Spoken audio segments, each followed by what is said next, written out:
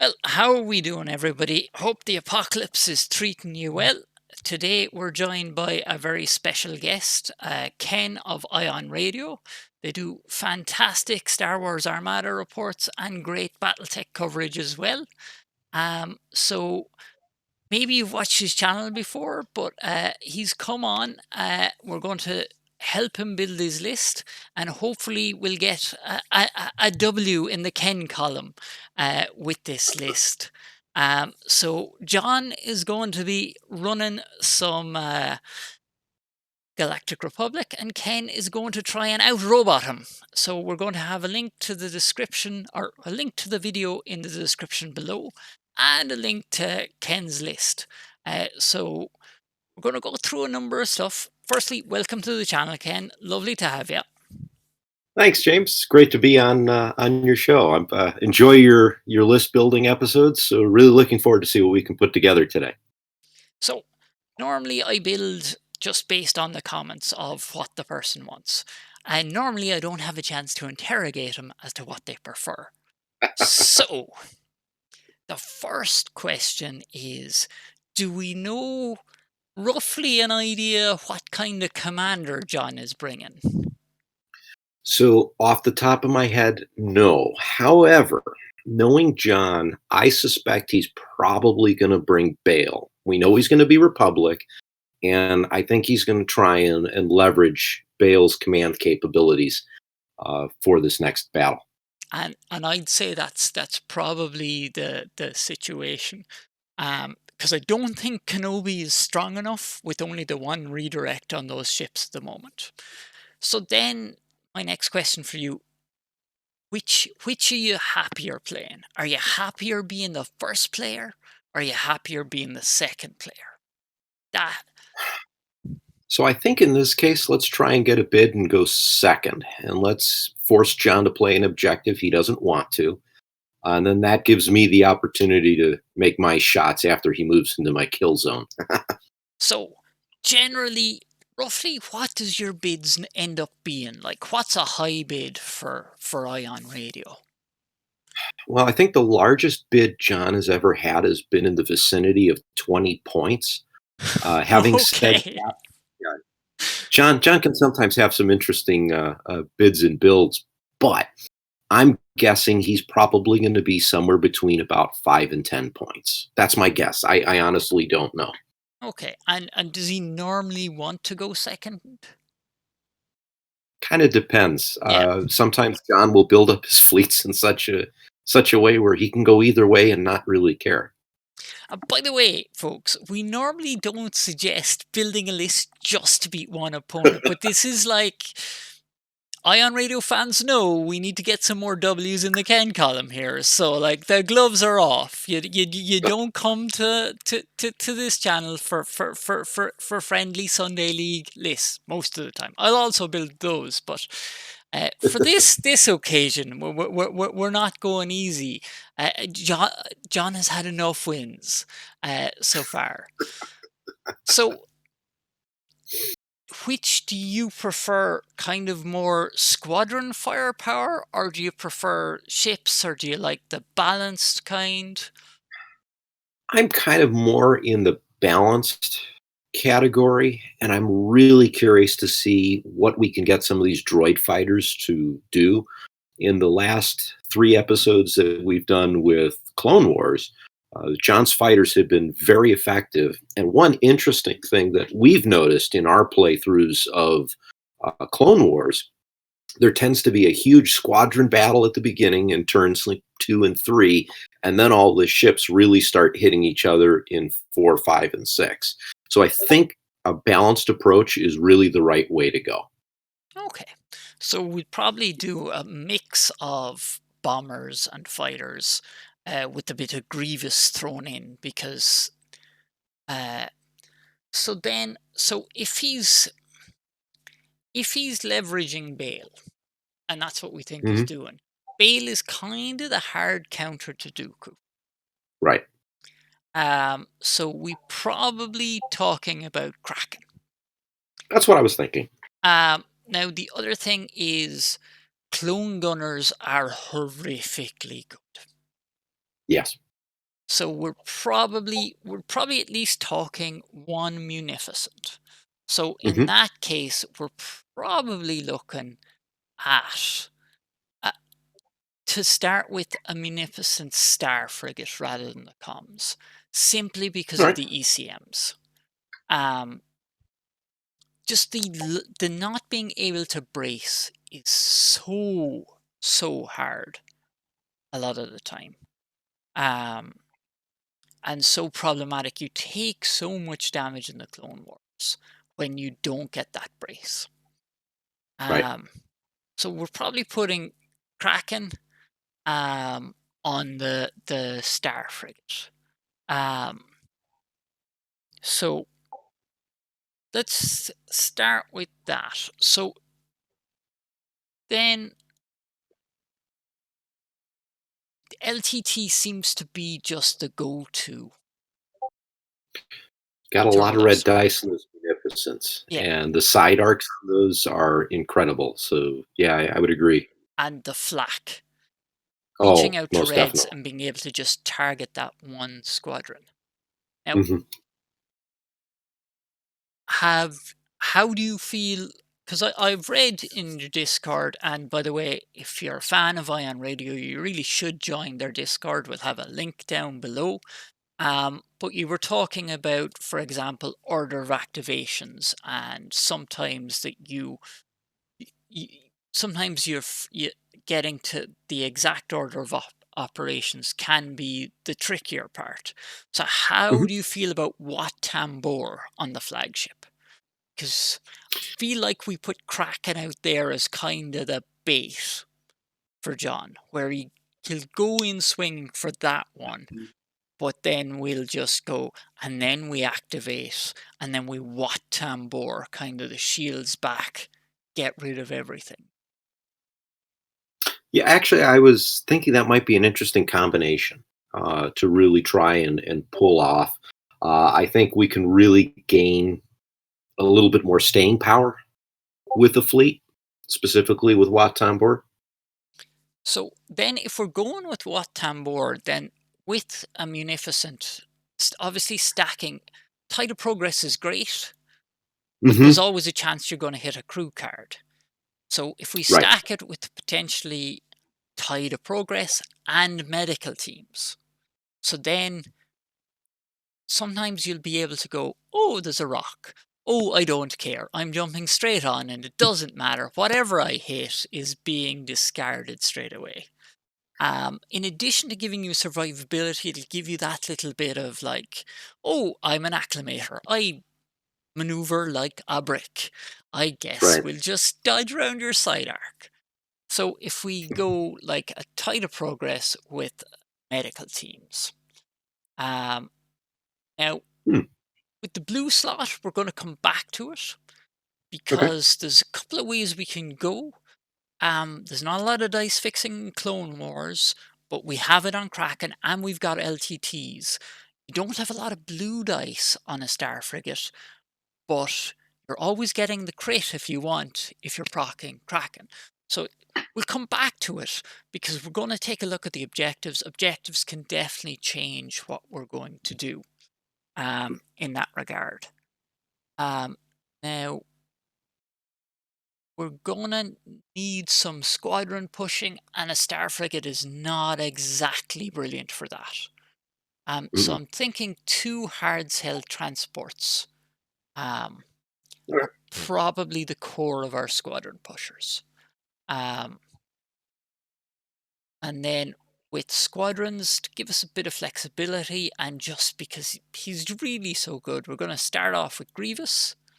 Mhm. Um, and then we're going to add a little bit of a mix.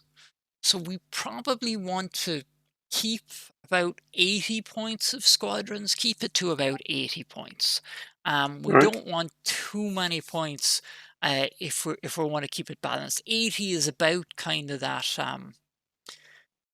kind of we're not going to be outclassed by a medium fighter wing if they come if John comes with 134, we'll at least be able to tie up those arc bombers before they get to us.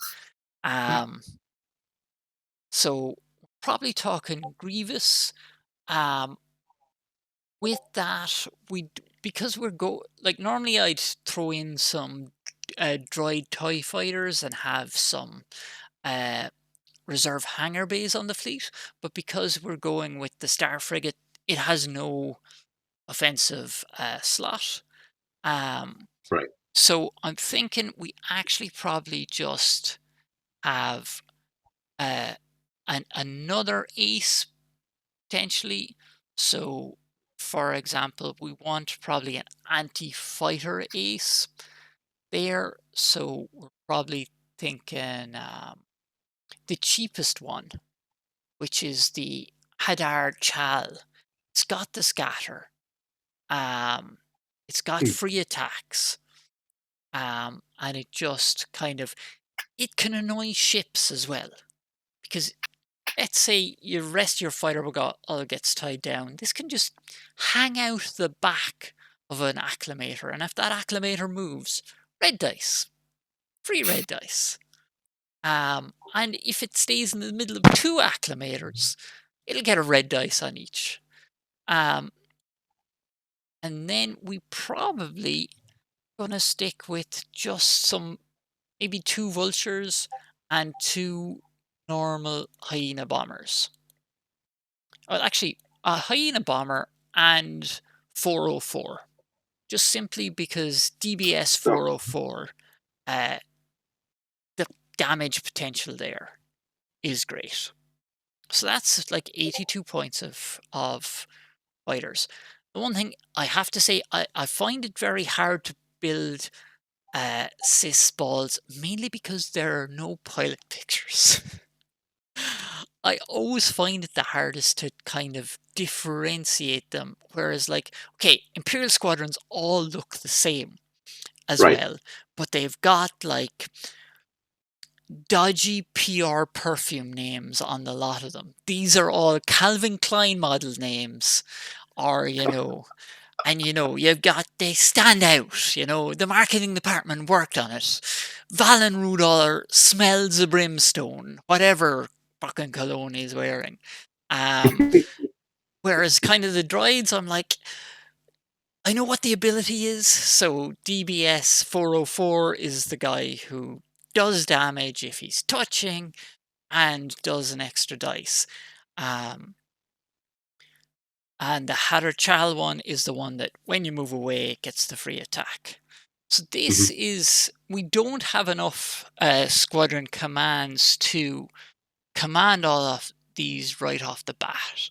But what to my mind, you've got uh, one, two, you've got six squadrons so far. The hard cells have four squadron command right now. The thing is, you probably want to send in waves. To my mind, with the separatists, they really lack an escort. Mhm. Um, and unless the it's a megaton blast that they're coming with of like two arc bombers or four Y-wings or a lot of them, maybe take the first shot or two on the separatist ships. Because what you can do is you've got that standoff ability with the munificence. The red anti-flak is just reaching out and touching those Republic squadrons. And you're re-rolling because you've got the LTTs. So for now, this is a reasonable squad ball of 82 points. Mhm. Then with the hard cells, so we're gonna throw a parts resupply on one, and with the second one, then we're gonna throw a munitions resupply. So here you can kind of throw around those tokens. It's like Ultimate Comsnet, but you always kind of want to be commanding squadrons anyway. So you don't Mhm. want to have to worry about what command they're doing to kind of um, supply your Magnificent. And then I think we have enough room then for a comms frigate. Yeah, So a about 100 Magnificent points. comms frigate. It Yeah. won't have as much stand up ability as the Star Frigate. It won't have the ECMs, but it's a cheap way of getting in magnificent comms frigate and linked turbo laser turrets. Um, Now, is there any kind of pet upgrade that you really like and you always like in a fleet, John? Well, with the Clone Wars, I haven't really had an opportunity to explore all of them just yet. I know one that I am curious to try out, though, is either the what is it, the hyperwave signal boost, which could potentially be useful in the squadron phase, which might give me an extra attempt to hit John after the ship phase. Yep. Um, That we might even be able to squeeze on the comms frigate. yep. That'll go on the comms frigate, and it is just 3 points. So we've got Mhm. about a 13-point bid. Um, so what we're talking about is really messing with and trying to get second. So I think we've only about 2 or 3 more points. Um, so there, the only kind of upgrade I'd really like to sneak in is a projection experts on the comms frigate. And the reason for that is so that the tide of progress can take a bit of a hit and you're not forced to activate it straight away. So, All for right. example, if going second, you take the hit, you've got the ECM, so you've been able to brace. You shouldn't be taking hull. If you are taking a critical on the hull, Tide of Progress medical teams is dealing with that for you, and you're not immediately forced into going that. So if we put projection experts on the comms frigate, now that's only a 7 point bid.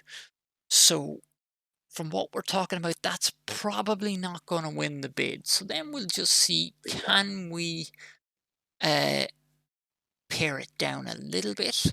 So, but for now, what we'll do is we'll take a look at objectives and then we'll see, okay, what are objectives leaving us with? Um, so one thing with this, it's kind of like we've got a medium ball. So we're gonna take a look at blue objectives first. Now, uh, we're kind of can how have you found using exocards? And have you used infested fields and asteroid tactics much? So I have used those. I've also had them used against me to great effect. So And how comfortable are you? Do you think if we put infested fields in, um, how comfortable do you feel like you can get value out of those exocards to screw with this squadron ball? well, if I place them right and keep my squadrons away from them, I think I could probably do a couple points worth of damage to some of John's squadrons, and then probably just keep them out of play for the most part in the second half of the game. That might be an interesting move. Yeah. So the hope would be that on the turn, when you've got them lured in, you can tie them down because they've got no intel to get away. And you put it in behind his squadron ball as soon as you're engaged, not touching your squadrons. So then he's forced to either squadron command, which this is the thing. I think if he's trying to leverage Bale, he's probably going to be squadron commanding Right. because that's where you get the value. You can navigate with Bale. Um, but so it's a case of you hit them with the squadron ball, try and tie them up, and then you drop kind of the exocards behind so that anything he doesn't activate gets activated by them. But it does give you the immediate points advantage. You can grab. So generally, what you'll do with the setup is you'll put the three. You'll put a debris field. He'll put a debris field. You'll put a debris field. He'll be forced to put an asteroid, and you'll put an asteroid on your side. Or sorry, it'll be debris field, asteroid, asteroid, asteroid, Yeah.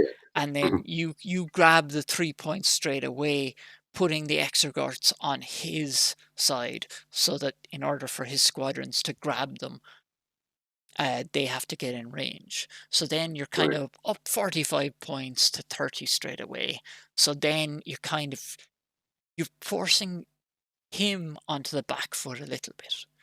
And that's why I kind of like infested fields. Um, Mhm. the other option that I'm thinking of is volatile deposits, because you're getting the red dice, Right. crits, and you can Hmm. kind of, what you do there is, like, the asteroids there give you the scoring, so they have to go first. But the second thing then is you lay the dust fields, but you don't put them straight. You put them so they're kind of like a line that he passes by, and then it acts like a kind of burst wave. Hmm. So when you hit a ship next to one of them, like, the dust cloud is so long, if anything is close to it, it's getting walloped. So those are the kind of two ideas I'd have with a Kraken fleet, because you're getting those crits on red. You've got the linked turbo laser turrets, and once it gets closer, you're guaranteeing it with Kraken. Yeah, because with Or then Kraken, it's one die to any face, correct? exactly. Yeah. Any face with one icon. That's the important thing. When I So you can't change it to a double. But you can change it to accuracy, you can change it to a crit. Which of these plans sounds more fun? So I think actually in this case, volatile deposits might be more useful. Um, the Kraken combination, this is something I honestly hadn't thought about before, but the fact that I can pretty much give myself that crit when I need it could really prove useful. Okay, let's go with volatile deposits in the blue. Okay, so then the yellows. So, like, again, we could take a look at asteroid tactics, but I feel like that is kind of counter to your tide of progress build, but it would definitely help with the squadrons. Um, the only thing is, if he has a lot more aces, they can make use of it. Um, but then again, you can spend that brace on the tide of progress and get it back. Mm. Um, and you can just save the shenanigans um, with your tide of progress and your medical team to basically just avoid damage he's shooting at you. Now, the there are other ones like abandoned mining facility. Now, there you can just sit and mine the cloud. The problem with that is it can be a bit boring, and he's actually better off at the shorter ranges. As well as that, I'm not sure it makes for the most exciting video, everybody mining dust clouds. Which is always something that I never have to worry about normally when building these fleets. Um, Capture the VIP, it'll force him to chase you, but he's going to be running at you anyway. Contested outpost. Like, to be honest, the thing is, I don't like removing the station too much on a defense, because it removes its repair ability. And if you're hanging around the station, you've got the better clicks on your Munificent than he will Right. have on his acclimators. Now, we are making a presumption that John is not just going to spam consulars. Uh, but if he does, we have Kraken for locking down the evades for anyone who gets close. So we should be okay with that. Um, Fighter ambush, we're not guaranteeing that. Fire lanes, there's no strategic. Fleet ambush is a death trap for the second player. Mhm. The one that interests me, and it's kind of a little bit counterintuitive, is Hyperspace Assault. Now, the reason why it's slightly counterintuitive is because Kraken wants ships to be close.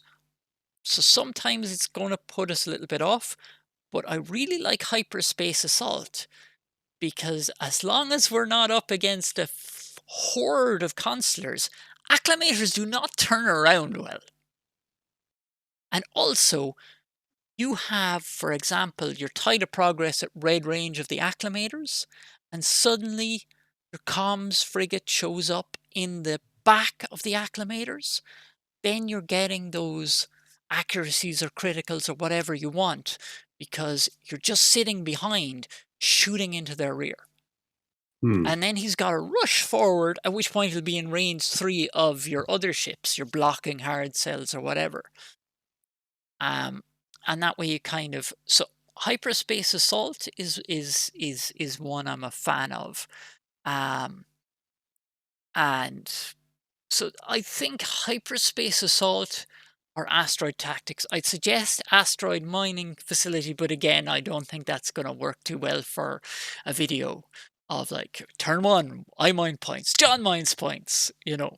So which of those plans, the asteroid tactics kind of give you the fighter edge, or the hyperspace assault for showing up in his ass with like hyena bomber and DBS and Kind of like the hyperspace assault idea because I think that could be an interesting little twist. You're right. Kraken wants the extra shots, but if I could drop something, 2 turns into the game and get into one of those rear zones, like you said, about the only way this is going to go bad is if John has a fleet full of consular ships waiting for me.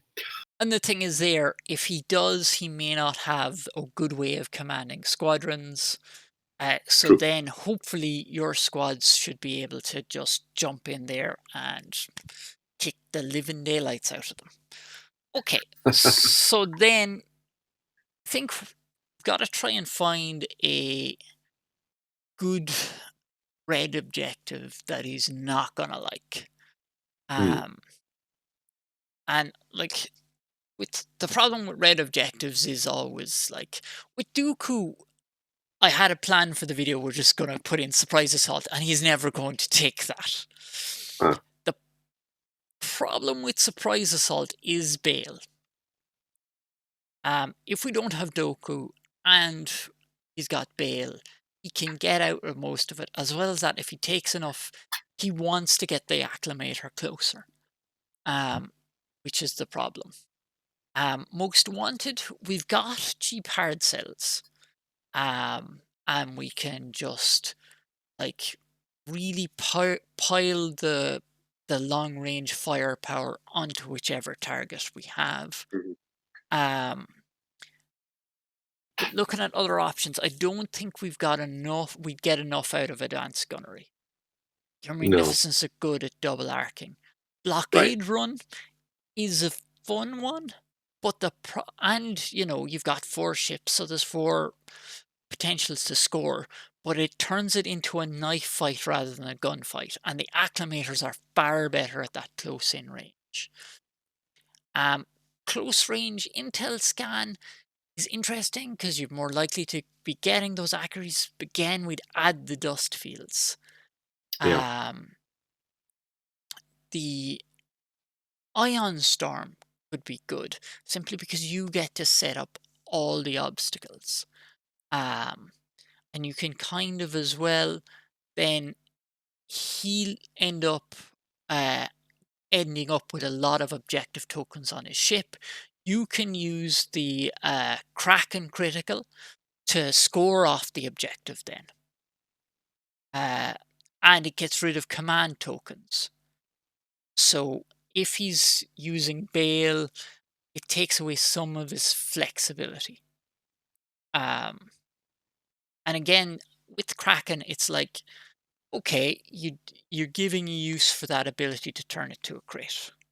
So it's a case of you can set up the obstacles where you kind of move into them, and he doesn't have any cover from those red dice, and you can kind of set it up so that the fire lanes are where you want. Um, Mark for Destruction again has the dust fields. Opening salvo is just, it's too problematic because even though you'd probably get better dice out of it, Kraken doesn't work well with black dice. The long range firepower, this is the thing, the extra 2 red dice can sometimes mean that the first player just removes one of your ships. Right. Precision strike, if he brings more bombers, you're dead.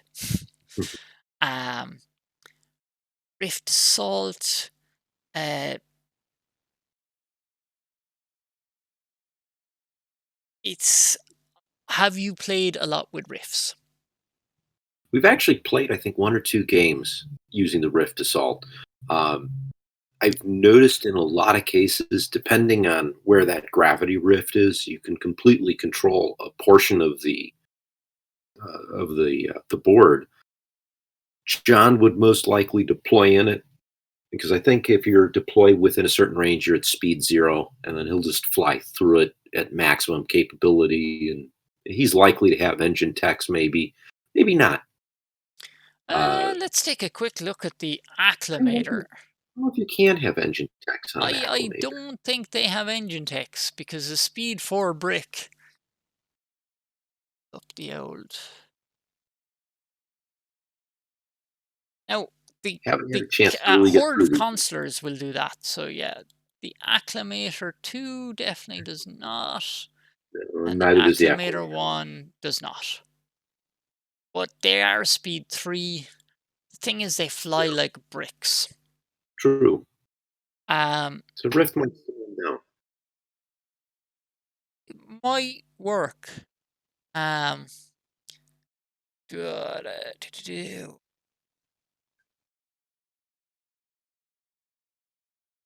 You can spend 1 dice with any icon to assign an objective token. What does the objective token? Just quickly reading Rift Assault again. When a ship with an Mhm. objective token is defending during those. Yeah, you see, the thing is, it gives you a pseudo Kraken ability. So it's Yeah, all of a sudden, he has your Admiral's ability. So let's skip Rift Assault for the fear that yeah, it's going to give him more than it'll give you. right.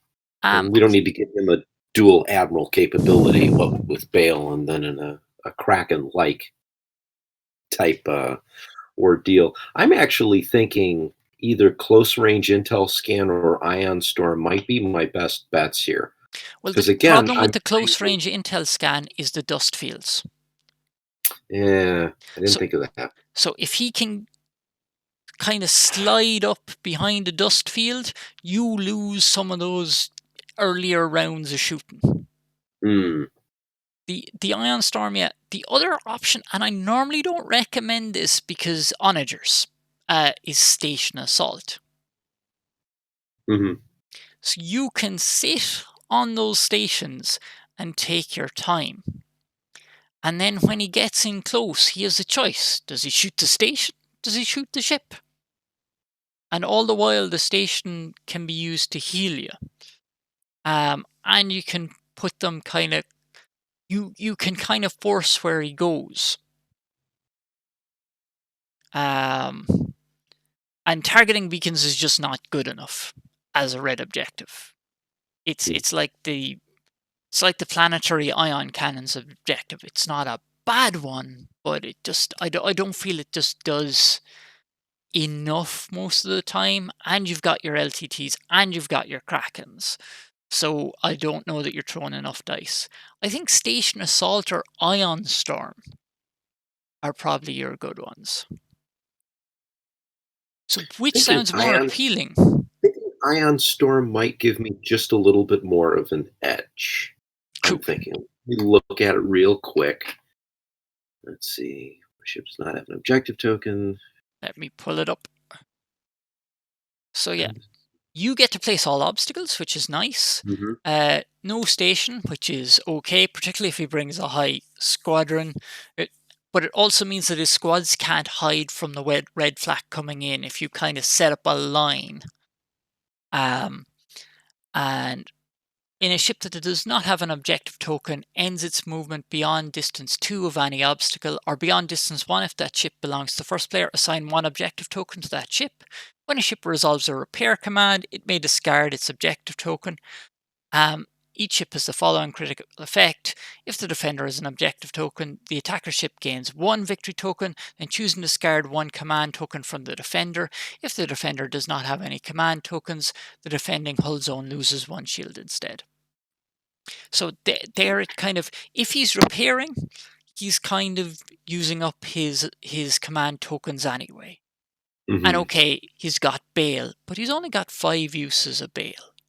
And it takes Right. some of the advantage away of having command 3 acclimators. And if his consulars are all the time repairing, that's all they're doing.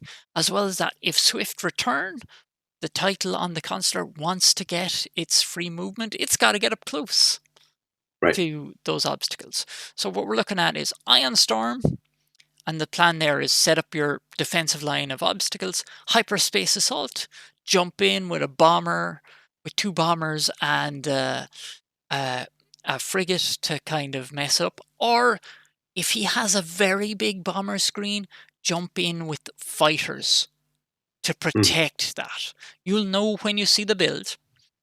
Right. Um, and then volatile deposits, then we set up those long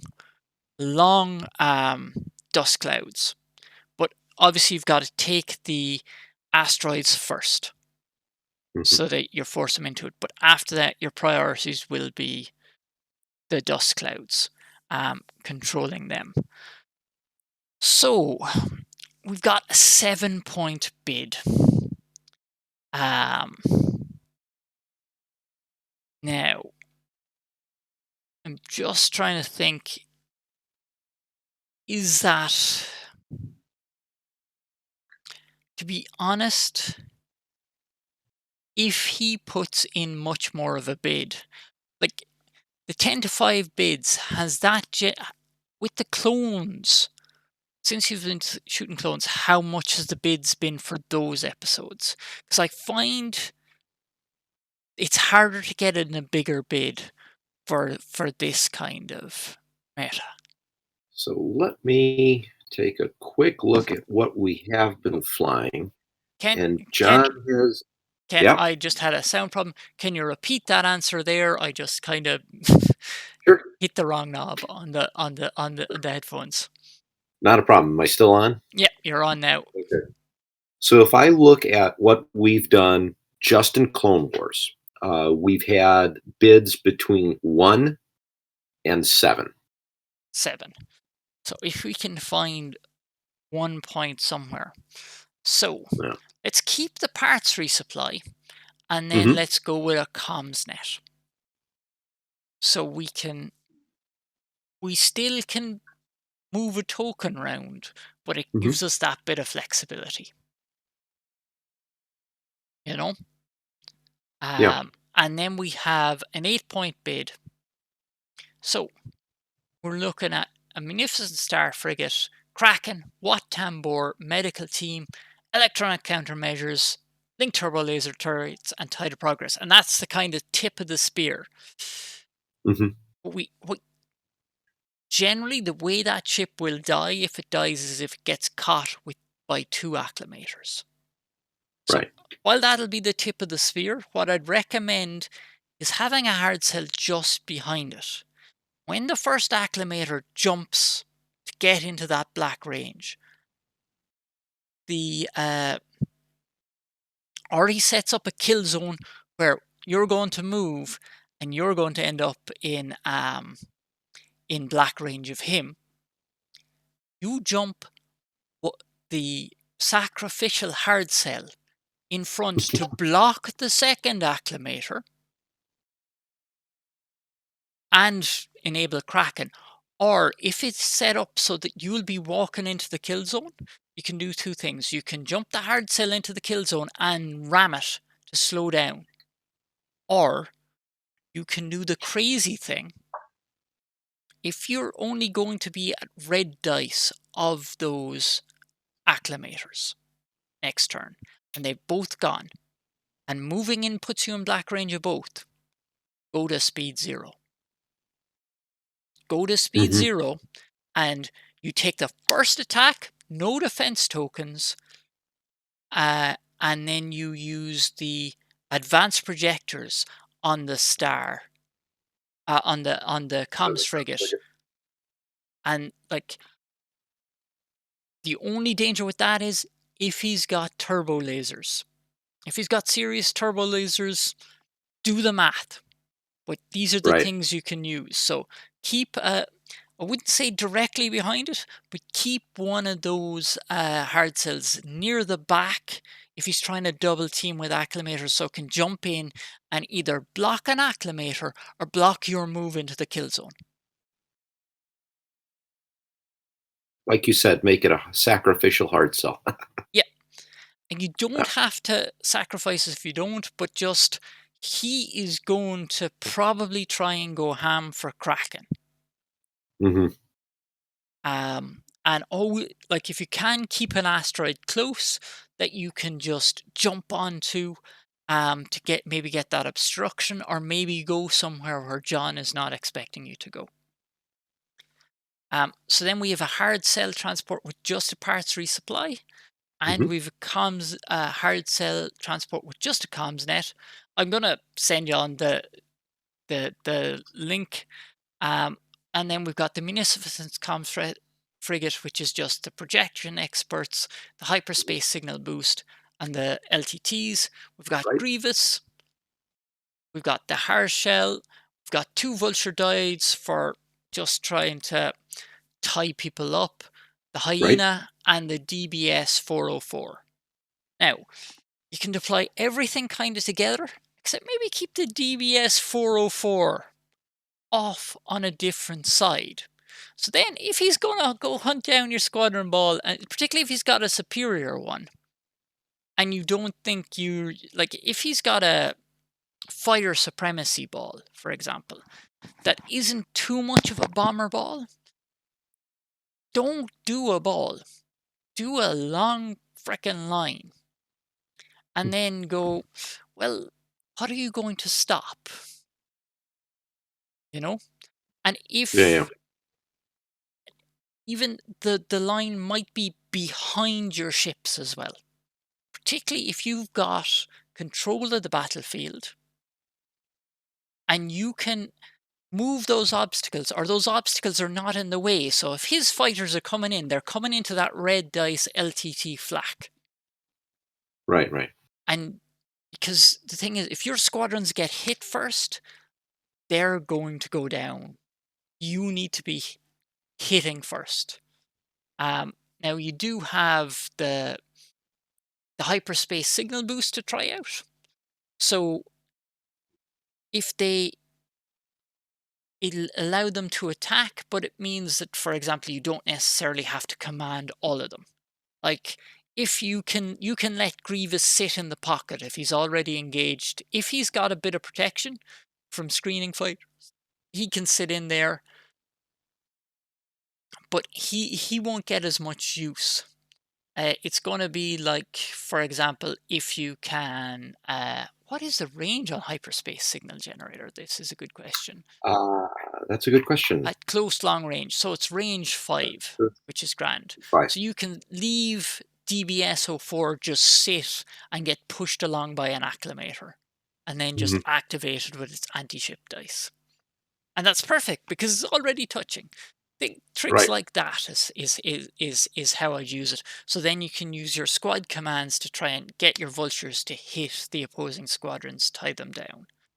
Um, and the thing is, your squadron ball, depending on what John's running, may just be tying up the enemy. Hopefully not, but it may be a case of they're just tying it up. And it may be a case that your hyena is in there to help the generic one is in there to provide its forehull and try and tie stuff up with Grievous. If it's a bunch of arcs and a bunch of Y-wings, forget about trying to kill ships. It's mainly just try and tie it up and delay and kill the carriers. Right. And yeah, and then depending, so if John goes first and picks one of your objectives, uh, Ion Storm, you're setting up basically your line of defensive. Hyperspace Assault, if he's got a lot of bombers or a lot of consulars, throw the cheap disposable comms frigate in behind. If he doesn't have a good way to project force backwards, put Kraken in there and go, I am now safe for the rest of the game. You want those hyperspace tokens along as close to his deployment zone as you can get them in a long line. Right, right, right. And I've silenced you again. I Uh-oh. keep hitting the thing on my headset. It's all the gesturing. It has its downside. And then volatile deposits, we're talking about those long dust clouds. Right. But you have to get you have to get control of two of the uh, asteroids first. Now, this is the thing. If he picks something other than an asteroid on his first pick, and I don't think he will, you take a dust field straight away. Because he can still pick another asteroid and then you switch back to asteroids and that's fine. But if he picks a debris field, or if he picks the other dust cloud on his first pick, your second pick should be the other dust cloud. Because what you don't want is him to get two of them. If he gets one in the middle of the board, that's okay. It's manageable. What you don't want is a straight line of two dust clouds in the middle of the board. So if he picks an asteroid, pick an asteroid. If he picks a dust cloud or a debris field for his first obstacle, I would suggest another. I would I would say try and grab the dust cloud as early as you can. I'd nearly say grab the dust clouds first, but the problem is the asteroids are the scoring in that objective, and you want to be scoring them, forcing him to come in. So yeah, that sounds like a good plan to try and take him on. I really enjoy this. This looks like this is going to be fun to fly for sure. I think we stands a decent chance to maybe put a W in my column on the channel. uh, it's interesting from my perspective to see how you build your lists, and that's something I don't really have the opportunity to do much of. In fact, generally speaking, we're all building our lists behind the scenes. So this has been an eye-opening experience for me, James, and I appreciate it. Thank you very much. And hopefully I haven't silenced you too much. It's an interesting exercise for me because I never kind of build with an opponent in mind as such. Because I generally try and keep things flexible. But this is kind of an interesting one as well, where you can kind of go, what are we trying to do? And we're trying to play the man as well as the ball here, Right. as they say at home. But yeah, and hopefully I haven't silenced you too much during this recording.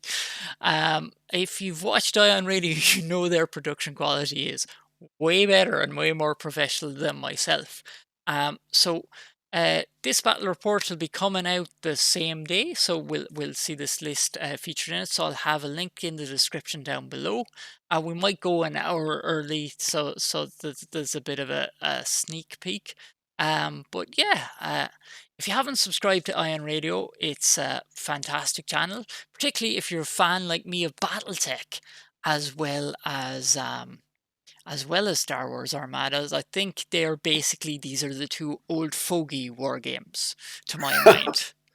Um, I know the first time I played BattleTech was like 22 years ago or something like that.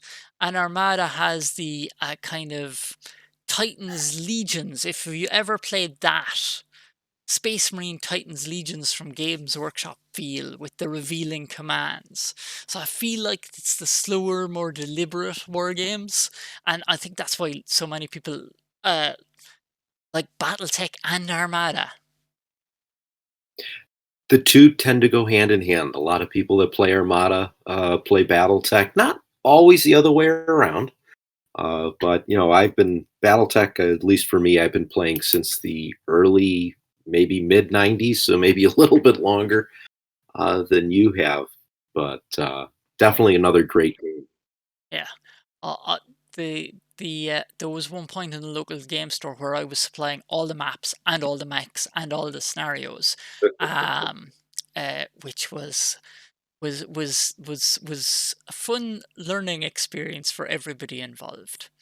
But anyway, hopefully we'll be doing some more things like this. But if you like battle reports, Ion Radio is definitely the place to go. Listen, thank you so much for joining me, Ken. This has been great fun, and kick his ass. Oh, I will definitely do my best. And James, thank you very much for having me on your show. I really appreciate the opportunity to spend a little bit of time with you. And we're gonna have to bring you onto our channel, and we'll have a chat on all things Armada and BattleTech, and we'll have John involved this time. That sounds fantastic. Talk to you soon, Ken.